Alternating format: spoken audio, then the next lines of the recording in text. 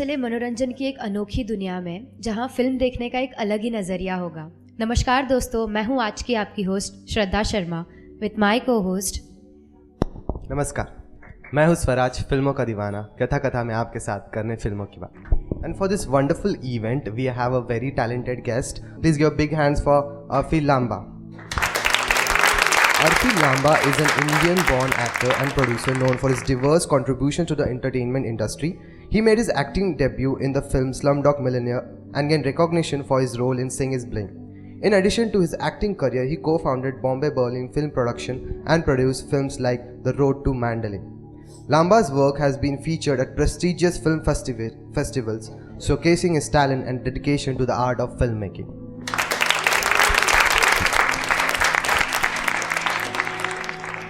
Another guest we have Rahul Seth. I request you sir to be on the stage. Rahul Seth is a music composer, writer, singer and a voice actor. He also has been happened to a nephew of acclaimed author Vikram Seth. Rahul has worked on more than 250 ads and corporate jingles and anthem. His global anthem of For the World Peace has been placed in over 30 countries and endorsed by His Holiness. Give a round of applause for him. Hello everybody, it's such a pleasure once again to be here in front of all of you, and I'm really so happy that Arfi could join us. He's such a wonderfully talented actor amongst us right now, doing some commendable work which I'm sure all of you must have seen as well. और यही खासियत, यही खूबी है यथा कथा जैसे festivals की आरफी, क्यों नहीं? बिकॉज हम मुखातिब होते हैं स्टूडेंट्स के साथ, ऑडियंस के साथ, और इसी बहाने वो हमें जानते हैं, हम उनके बारे में जानते हैं, है ना? It's always a privilege to come back to colleges, exactly, meet youngsters, to learn from them, because हम आगे आगे बढ़ते जाते हैं तो सब भूलते जाते हैं basics क्या है, and also this is the generation that's way ahead of us, so yeah, why not? And I think this is the only way we can get back to college also. Yes. So Arfi, taking the theme of indie films, एक time था जब indie बोलते तो लोग सोचते थे you are talking about Hindi films. No, it's not Hindi, it's indie. So indie, सबसे पहली बात इंडी की परिभाषा क्या है, and how would you define indie films? I think anything that is not backed by a studio or a big producer, and anything, any kind of film or project that does not have a set distribution, हम इसको बेच कैसे पाएंगे, इसका release कैसे होगा, इसके पैसे कैसे रिकवर होंगे, वो सब इंडी है. जो कुछ भी एक पैशन के साथ बनाया जाता है, ये सोच के कि ये कहानी में मुझे बिलीफ है, कल को नहीं बिकेगी, 4 लोग नहीं भी देखेंगे, तब भी मुझे बनानी है, जिसके लिए रिसोर्सेज आप अपने आप से लेके आते हो. At times people sell their houses, at times people beg, borrow, steal, do crowd funding to make a film, and all those beautiful gems that come out of that, they are indie films. मुझे लगता है कि the backbone of the industry, the backbone of new talent, new voices, they are all discovered through indie films. And that's why film festivals are centered around indie films. The best of the biggest of them, Cannes, Berlin, Toronto, even Goa Film or IFFI. All of them focus on indie films. That's where you get passionate stories told by passionate people who have usually sold their houses to make the films. I think what if I'm right, what you're trying to say, Arfi, कि indie films are those section of films where you're not bound by also the studio protocols, because you have you have the no, I mean everybody would love to be bound by protocols as long as we get the money. The problem is those are the scripts that the studios would not back for multiple reasons. Exactly. Like we made a feature film called Love. It was an LGBTQ film. We knew that LOEV. Yeah. No studio will back it, but we wanted to tell that story. We wanted to tell the story of consent. We wanted to bring it to the classrooms. We wanted youngsters to see that consent is not about, like, all those things that we talk about consent now, that it is reversible. It's not about not fully being there. Everything that we wanted to do with the film, no studio wanted to do it. And also in 2015 there was a law in the country that made homosexuality illegal. So nobody wanted to do that film. But it's a wonderful film. But we did that film. Yeah. You so all that's should indie. watch it. It's a real good concept. The way the film came out was really nice. But I think it was way ahead of its time also at that time, because I hope the film is aging well. We also did a film called Trijya. Again, if you watch Trijya on movie, it's a beautiful lyrical film. But अगर आप देखोगे तो काफ़ी सारे scenes में वो actor चलता जा रहा है. अब स्टूडियोज बोलते हैं कि इसको कौन देखेगा, थिएटर में लगा देंगे तो. So but we believed in Akshay Indikar. Akshay Indikar has now become a very famous director. उनकी second film Berlin Alam में गई, third film वो धर्मेटिक और अमेजोन के साथ कर रहे हैं. But when he started out with त्रिज्या, when we saw what he's done, हम लोग ऐसे बैठे हुए थे, और हम कहीं भी जाते हैं तो स्टूडियो वाले ऐसे बैठ जाते हैं. क्या है, Indie is actually where you know that you are putting the money to create a piece of art actually in a way, and it can be commercial, it may not be commercial, but it's definitely not backed. You don't have a further course of action for distribution. There's a very common misconception that indie films generally have to be, you know, this parallel cinema or art house films. So I think that is a myth, right? I mean, they end up becoming parallel cinema. They are not art house always, but because nobody buys them finally, so you have very limited release, and that's parallel cinema. The one that doesn't get popular release is what is defined generally as parallel cinema. We had a great tradition of parallel cinema in 80s with Shyam Benegal Saab and all these wonderful directors, which is Cinemas of India with NFDC. And again, that tradition got revived with Anurag Kashyap sir and all his prodigies, and Ram Gopal Verma sir ke school mein se jitne log nikle, all those wonderful filmmakers. In 2000, I'll say 6 onwards to 2015-16, we had a storm of independent films that traveled all over and became another stream of parallel cinema. But it doesn't need to be art house. I know people who have made indie, have put their money, and then have been able to sell the films to small platforms when OTT platforms came up, or they have been able to create some distribution models to make money out of them, and they are not art house. It can be art house. It tends to be art house because first-time filmmakers, first-time producers, first-time writers are very passionate, and they don't want to compromise their vision. So also at times they're like, I will not compromise it, I'll do it myself. So indie tends to go towards an art house cinema, but it can be very commercial. It can be something that you want to tell a story in a very thrilling way, in a very genre-driven way, and then later on they become small successes. Like Kantara is an indie film, but Kantara finally got released and made so much of money. Exactly, yeah. So we have many such examples also where indies break out into commercial space. But on a lighter note, I think now is a good time for parallel cinema, because most of these Warner superhero movies talk about parallel universes. So, so this is the right time to venture into parallel cinema. एक और चीज़ ये है कि normally, like you said, कि indie films are mostly made by makers who have a lot of passion. Yeah. But they have passion, but no funds to back them. Yeah. That is the state, the actual state. So they somehow put together their resources, their contacts, their relations, and somehow they put together a film. लेकिन उसके बाद जो actual journey begins after you make the film, like you rightly said, कि studios नहीं मिलते या release नहीं मिलती. So what is the current state of that right now? So I think that film festivals, the primary aim of a film festival is to find new gems, is to find new voices, be it a Cannes or a Berlin or Toronto or Busan. Their primary aim stays to find new talent, and that's where indie comes in.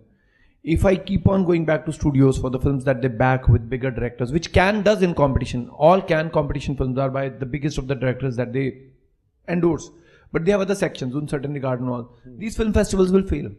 If there are no indie filmmakers, film festivals will actually die their natural death, because every film releases in theatre. Why would I go to watch a film like a zombie watching 4 films in Mami in a day, or 5 films in Mami in a day, then not wait for it to release in a theatre and then watch it properly.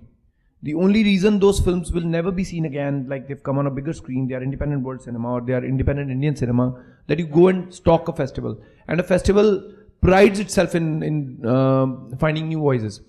Until now, the journey of indie films has been that you make something very passionate, and you, of course, often you make shit films. It's not that you always make good films. You find the right fit of a festival. Every film doesn't belong to Cannes. Every film doesn't belong to a Busan. ऐसा नहीं है कि मैंने film बनाई है और बहुत अच्छी है तो किसी भी फेस्टिवल में जा सकती है. You have to find a fit for your film. Right. Like Carlo Vivari is very genre driven. Talent Black Nights is a little more commercial. Toronto is very commercial festival. But Berlin is very revolutionary festival. Berlin film festival tends to take films from countries of filmmakers where filming is prohibited, where they, like Iran, you can't make films against a country there. But Berlin will always take an Iranian film, good, bad, ugly, to support cinema there. So every festival has a charter that we need to find out and go. Once you've gone to a festival, once your festival journey starts, then you hope that a platform or the buzz or the marketing buzz that you've created will land the film or distribution deal. अभी ऐसा होता है एक studio है तो वो 2-2.5 करोड़ 3 करोड़ 4 करोड़ लगा के पूरी फिल्म को पॉपुलर करता है. You have all these trailers coming out, you have people promoting the film, you have banners, you have your social media going on. But एक इंडी प्रोड्यूसर के पास तो पैसे ही नहीं, उसने तो पहले ही घर बेच दिया है. So a film festival is a place where you get the free publicity. You're hoping that on the day of my film release, a Variety, a Hollywood Reporter, Hindu, all these people will be interested because I have a platform of a big film festival like Mami, like Busan. And those interviews will, because those publications are very big, will be able to make the film popular. So that मुझे कल को deal मिल जाए. So the aim of every filmmaker is finally कि film दिखनी चाहिए, audience तक पहुंचनी चाहिए, नहीं तो हमने अपने लिए तो बनाई नहीं है घर पे देखने के लिए. And that the striving way for that is using the platform of a festival to find distribution. No, I think you're quite right, because I think it's the indie films that spice up any international or national film festival, because people actually come to see a variety, a complete gamut of films and emotions. But I would like you to share with us, since some of your films have really gone to some wonderful festivals, any interesting anecdote or an episode or something that you would remember while your film was screened, or or some interesting kind of a response that you got to your film? Film festivals are very discerning audience, people that come to film festivals. Today, if all of you will tomorrow complete your college, you will start joining Mami, you will go for IFI, somehow your films will travel and you will go there. What these travels do to you is that they make you very sensitive to what films are. These travels make you sensitive to the culture of different places. They make you realize that however different we are, the basic thread that binds us is the same compassion, kindness, it's empathy. It's the same stories that will move an Indian, which will move a Korean, which will move a German. We are all the same people. While traveling to festivals, doing these panels, you will also get a language of films. You will understand how to grow, and this growth helps you. So, when we started traveling with love, we didn't know how much of homophobic tendencies we all had. We also did not know where we were at the growth level. So we'd go to different festivals and there would be a Q&A, question and answer round, where every time you will try to answer someone, you will get more educated by people who have been working in that field for the longest. And Love is a very tricky film. It kind of triggers people and generally divides our room into the younger audience and the older audience. The older audience has a different take on the film and younger has a different take on the film. We would always be badgered and learn so much there. Every day, in every question and answer, you will come out saying, I need to learn more on this. We wanted to tell about consent, but all the things, people would come up and start sharing their experiences openly, and you would not know how to tackle them. You've not gone through those things, and you don't know how to handle someone with a complex, layered trauma that they've been through. As filmmakers, you also tend to be looked upon as, aapne ye film banai hai, so you might be my therapist. People tend to ask a lot of that. So those are very tricky situations. And other than that, I remember I went to my first Cannes Film Festival, and I went to see Pedro Almodovar's film, and coming out, I saw Tilda Swinton. So I was like, oh, I started walking with her and said, oh, I'm an actor. She's like, oh, I'm an actor too. I said, I know. She was wearing something which was very Pathani type. So I said, you're wearing Indian dress. She's like, no, this is not Indian. I said, this is India, this is Pathani. She's like, no, this is not whatever. What have you done? So I said, I've done Slumdog. She's like, go away, you liar. And then she literally pushed me. I think this is my favorite memory of Cannes. Then she's like, show me an IMDb, show me somewhere, I don't believe you. Show me or I'll call people here. Like, she's just funny, and she was walking, and then we walked a little bit, and I showed her my IMDb credit. I didn't like really debut with Slumdog. I had only one line part. I was just lucky that the film became such a huge success that even with the one line talking part, I could, that name has never gone away from my career. I get introduced like a Slumdog Millionaire, which is not truly, I can't take any credit for that. But then I took a picture with her. I walked all the way with her, and I remember that it was possible because we were both watching films at Cannes. It was possible because I was at a festival. It was possible because I could talk, and everybody is open to everybody. Everybody knows who's come to a festival has come because either they are learning or they want to learn or they brought a film. People are open and you make networks. So this is my favorite memory of Cannes. Wonderful. And this is, I think, also quite a apt testimony to the fact that it's films, good films, that joins people and unites actors and performers from all over the world. And meeting someone like Tilda Swinton, who's almost like, she's a legend. I still have a picture with her. Anil sir was saying, that older pictures, good quality. I had a BlackBerry phone at that time, and I have a picture with her. Wonderful. God bless BlackBerry. So anyways, but that's really wonderful. And okay, so now in this today's the current scenario that we have, the digital age that we live in, so there are a lot of these students and filmmakers now who are making movies on the go. In the sense, they're equipped with a phone camera or just like a GoPro or something like that, and they're just shooting on the go, putting it together, and then before you know it, something wonderful comes out of it. So, what is the scope and the future of films like these, which have been just made just like that, just on the go, and after you put it together, and then how things it somehow reveals the story. So, is that the right way of doing things? Or is there a future for films which are made like these, just on the go? No, I would always say, what Martin Scorsese has recently said, that there's a difference between content and art. While you are making the content every single day, start learning from it and start understanding that there's a difference in a film that you will end up making. A film is a very different process where there's a script, there's a story, we are trying to tell something. Every scene has a graph, every actor in every scene works to achieve something that takes a film to the next level, and next scene takes it to the next level, and we end up telling a story. So with reels also, I've seen so many beautiful reels where these youngsters are able to tell a story in 90 seconds, and it's beautiful. The phone cameras that we have, they have made it very democratic. I can't really say that I can't make a film now. No. You can make it with your phone. Do the first short film, do the first film, but always remember that the process of filmmaking will not just come from one day standing up and shooting something. Those are good things. You understand the process. You will start telling the stories. The stories will only come when you will become an artist. Try to become an artist. When you will contemplate more, when you will think more, when you will read more, when you will write more, when you will collaborate with people. A filmmaking is a very collaborative process. It always looks like that the director gets a credit for the film or an actor gets a credit for a film, but it's a 100 people process. Everybody puts their heart and soul into making of a film, and of course most of the jobs are technical and people get paid for that. Some of them are very artistic and they get more name out of it, but the collaboration of it, not trying to tell my story but trying to tell what everyone would like, what is my DOP wanting to say with this, what is my writer is saying with that, all of that process is important.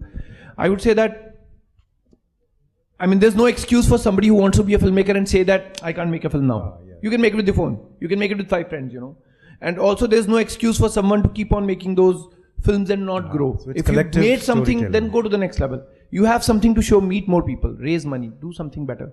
But now the first step is very easy. In our times, we'd keep on moving with the script and hoping that somebody would give some money, basic paise 10 lakh, 15 lakh. Greenlighting the project. Abhi वैसा नहीं है. You have a good story, you can write well, collaborate, pick up Charles Bukowski's poems, shoot them, shoot something else. It's very, in our times, if we had to shoot something, that would mean there's a poem. We have to do something with the poem. What? How? You need money. Now you don't need to.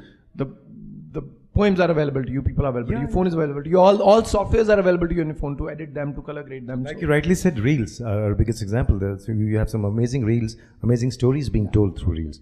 Any current indie projects that you're a part of, which we can expect to see in the near future, or which are already doing the rounds of some international film festival circuits or something? One of my short films just got released on Geo Cinemas. I also acted in a feature film, but that will take time. That's in post-production right now. And that producer, I'm very, very proud of them. I'm not going to name them, but they also sold their house to make the film. That's again an indie thing, and I'm very, very proud of him to do what he wants to do. Though I would like the culture to get healthier. I'd like it to be like if you look at Europe has a lot of support from the government for indie films. European institutions give you money from the taxes that people pay. The television, like we have Doordarshan. Of course, we cannot make people pay for Doordarshan. Doordarshan goes to wide, far-reaching areas of India where people are very poor, and there's Krishi Darshan and all these programs that still play on Doordarshan, which are very important. But in Europe, you have to pay 10 euros per month for your television. Whether you subscribe to government channels or not, you have to pay a 10 euro thing that automatically gets into your taxes. That money is collected and that money is given to new filmmakers. They select projects. That's how the funding from Europe and co-productions that we do with Europe happen. So we don't have that system. NFDC is trying to do a lot of stuff, but I think more people have to ask for more things from the government. That's when it'll happen, you know. Few of us are asking all the time, but more filmmakers should come up. More filmmakers should demand the government for things, and they'll happen. हमारे यहाँ तो cable वाले और streaming वाले सारा पैसा ले जाते हैं, उसके बाद उसके बाद भी कितनी बार क्लैरिटी नहीं आती, कुछ चैनल ही गायब हो जाते हैं. Anyways, but it's I think you've shed some wonderful light on various aspects of the indie films. So I think we can open the panel for some questions. Yeah. Any questions that you would like to have? Yeah. So, we're filmmaking students. I am a filmmaking student. So, we made a lot of experimental films that don't go according to the norms of normal filmmaking. So, this is another subject, indie filmmaking and then experimental. I'm sorry if I'm out of context, but do you think the experimental filmmaking will be the new normal in the future? And what do you think, as the supporter or of as an indie filmmaker, where would the experimental filmmaking techniques go? But experimental filmmaking has been existing forever, and it will keep on existing. Why do we want it to be a norm? You know, as long as everybody cannot do experimental films. It's a very special genre. You know, like you are thinking out of the box and away from what normal people think. You're trying to do something which you are like often becomes inaccessible. Why is it experimental? Because you know what you're trying to tell, but I am not able to access the film, right? That's the primary thing. Why do you even want it to be accessible? For experimental to be norm would mean that a lot of us are trying to invest into films that may not be accessible later on. Again, the same problem. Who will watch them? The studios and everything will work on that. So I think experimental is very important. It'll let you discover your own voice and your own process. You must do that. At the same time, don't expect it to be a norm. Keep on doing that. There are so many wonderful festivals that take experimental films. Sections for experimental films are coming up. Try to go through that route, get your fame, get your, a stamp on your filmmaking process and make more films. You can throughout make an experimental film, and the problem is the path for an independent filmmaker or an experimental filmmaker will always be tough. Yeah. It's not the norm. But you can, in due course of time, have a cult following and make money out of that. Now, to hum logon ko to aata hi nahi tha. Now, to Instagram pe people just put reels and make money. You know, it's all about following. It's all about attention. How much of attention can you grab from people, and that starts paying you. More than me, you will tell me that how to make money out of these things. You know, that's no, but they know better. They know way better than we do. But I think that was the whole point of the question. Like, producing of an experimental film is another thing. So, what do you? Find out people who believe in that. Like for indie films, you know, we find out people who believe in that subject and would want to support, you know, would want to either sell their house or would want to, you know, beg, borrow, steal, do crowdfunding. I'm sure you're not alone. None of us is a lone wolf, you know. We always have people around us who will resonate with what we want to do. Find your tribe. As a filmmaker, find your tribe. That's the most important thing. As a filmmaker, find a tribe that will support your voice and not suppress it. We are all not supposed to make great films. If I'm an actor, I'm not supposed to always give a performance and bag on. Nobody is a Meryl Streep. Acting is my passion and my profession. There are good days and there are bad days. And I don't beat myself for them. अभी मैं नहीं हूँ Meryl Streep, पर मैं actor हूँ, मैं काम कर रहा हूँ, मैं मेहनत कर रहा हूँ, मैं सीख रहा हूँ. That is also allowed.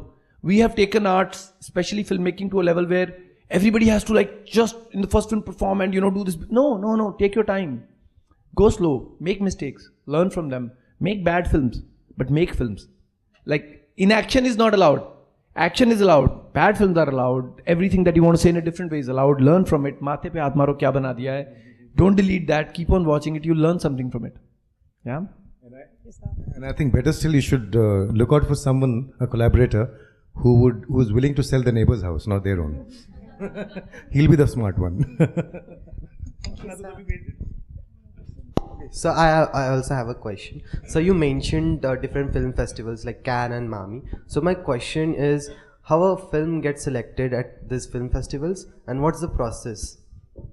So we have categories of festivals. We have A-list festivals, we have B-lists, and in A-list we have A+ and A. A+ is only 4 or 5. It's Cannes, Berlin, Sundance, it's Venice. It could be Toronto. These are the festivals that only take premieres. They will not compromise. So your film has to premiere in one of those festivals. They are very competitive.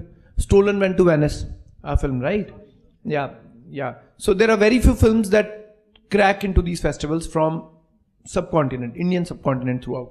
Then we have festivals which are regional, like Busan is for Asia. Very popular, top, for us it's top tier.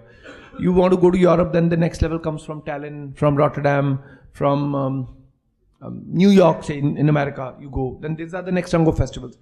The point is that it's not about which festival you can crack. Like, it's not that I'm not making a film for Cannes. I'm making a film.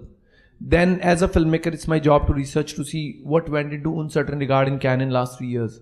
Is my film in that lines? Am I trying to tell a story like that or not? Is my film more commercial?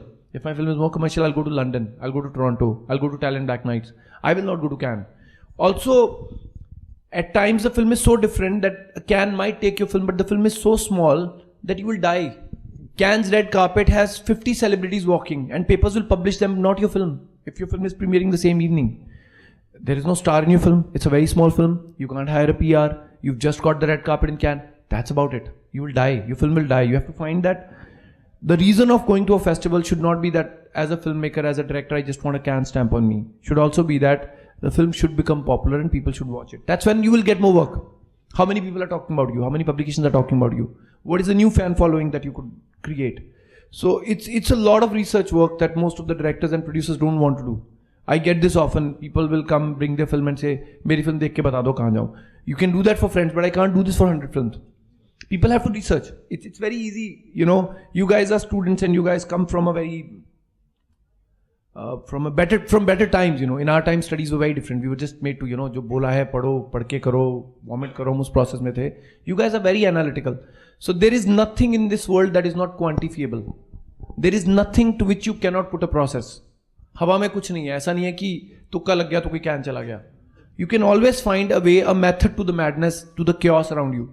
You know, like I'm saying, to crack a festival, see their films in the last 5 years. You going to make your first short film, and if you're not passionate, if it's not some subject that spoke to you, but you're looking for a subject, watch the 20 short films that have cracked festivals this year to know where they are going, what you should do.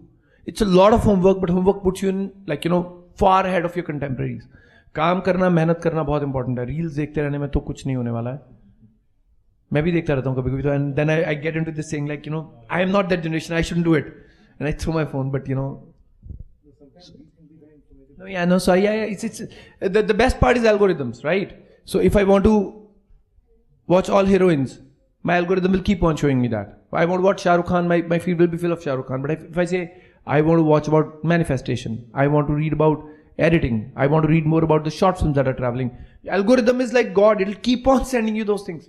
And then you're only, you know, every time you'll open and you go on reels, it'll, like, I got addicted once, and then I started saying how to get de-addicted from all of this. My feed was filled with it, and it took me 10 days to, you know, like, I started hating reels and wasting my time there because people were telling you those things and you were watching them and you were realizing that there is method to get out of it. So yeah, we are in good times. Technology is AI is really wonderful if you use it properly, you know. ये myth चला था पहले भी जब वो robotics आई थी that humans are going to be out of business, and, you know, America made iRobo with Will Smith where one robo is going to kill everyone and all. Now AI has come, you know. I think we are a species that has survived dinosaurs. There's nothing that can go beyond us. We can actually make AI work for us, and, you know, wonderfully, and use that to your benefit. Make your lives easy, but don't make it human replaceable. You know, like often writer strike चल रही थी तो ये बात हो रही थी that AI can start writing like a human being. It can never start writing like a human being. AI can never have a parental trauma that you and I might have. AI can never have the heartbreak that you might have had. You know, the way you cried, you've made a scene, you've kind of made a fool of yourself by publishing it on social media, and then later on crying, what did I do? AI can never do that. So the stories and those things will come from you, but machine can benefit you in a lot of things. Make good presentations. Save your time. Use that time to read another book. That's how you should use it. That's my take. You know, I can be totally wrong. 5 years down the line, there could be a war, and then, you know, all of you can be cursing me, and I'd be like, oh. Because as AI stands, artificial intelligence, but we all should know intelligence can be artificial, but emotions are always genuine. So humans enact from the emotional aspect of being, which an AI can never replicate. So that's the whole thing, right? Thank you, sir. Do we have more questions? Yeah. So I had a question. So first, I'd like to talk about the AI thing. I'm not an expert. I just said what I've been following the strike and what I felt and what is my stand right now. But my stand is not sacrosanct. I would rather hear from you. So actually, intelligence, isn't that a construct by itself? It is. It is definitely a construct. So if it's a construct, then it can be learned. Oh no, look, it's a hypothesis. Everything is a hypothesis, I'll tell you what. So, consciousness of one person can never be bigger than collective consciousness. Am I right? Yeah. So what is AI doing right now? I want to get a scene breakdown for my script. I put my script into an AI software. What will happen? 1,000 people will put their scripts into an AI software. Now I have read probably 50 scripts in my life. Now AI has read probably 5 lakh scripts in one go, in 1 year and all. But they would still not be able to come up with a better outcome. From experience, I'm telling you how. Okay, we are being recorded, right? So there's a big platform. There's a big platform. We were doing a series for them on Gandhi. And there was a showrunner from here, from India. He's very famous guy, very big guy. And there was a showrunner from New York working with us. Every month, once in a month, we'll have a meeting where by that time we would have submitted our new scripts. So all these platforms have AI way before then it came out in the public knowledge. You know, these platforms were using AI. There was no reason for somebody sitting in New York reading a script about Gandhi and telling us, why is this man dying at page 40? This death should come at page 37 in the beginning only, do it, kill him there. You're like, but for that man to die, these many pages and these many events have to happen. Change them, but the person has to die there. This was the feedback from the person who was leading the project above us in New York. They were using AI. AI will always be used. Collective consciousness of whatever you write will also go there. But to generate that, there can be 5 lakh scripts, there can be 50 lakh scripts, but human beings will still come up with 50 lakh more new scripts. Yeah. AI will only be able to go through what you put into it. It cannot generate. Can you imagine something you've never seen? Well, yeah, I do that a lot while dreaming. No, when you dream also, you will only be able to dream it out of the things you've seen. If somebody saw an aeroplane, they saw an aeroplane because they saw a bird. Your biggest inspiration will stay nature.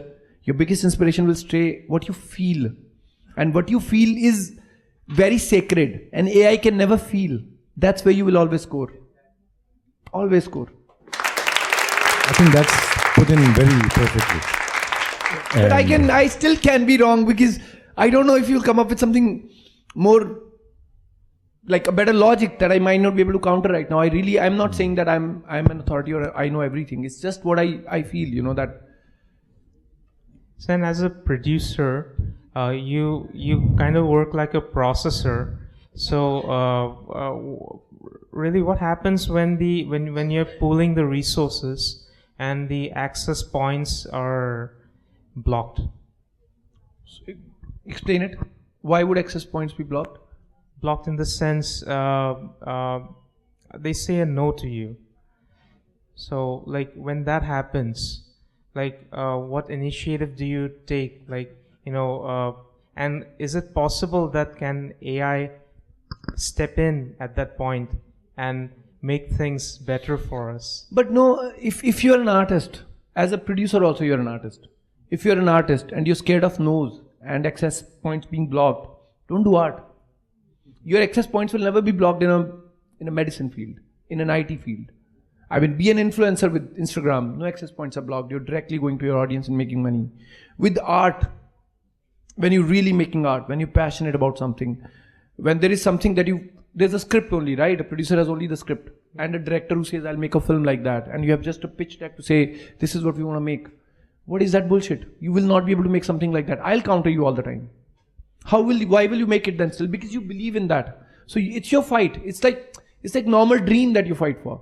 And I do not know how AI can unblock that. AI cannot give you money still, Oh, sir. I think this entire thing about the AI coming in. No, but did I misunderstand your question? Oh, no, sir. So it's like AI can't give you money, but it can give you the access points.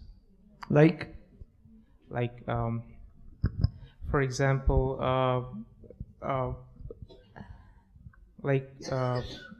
it can lead you to the...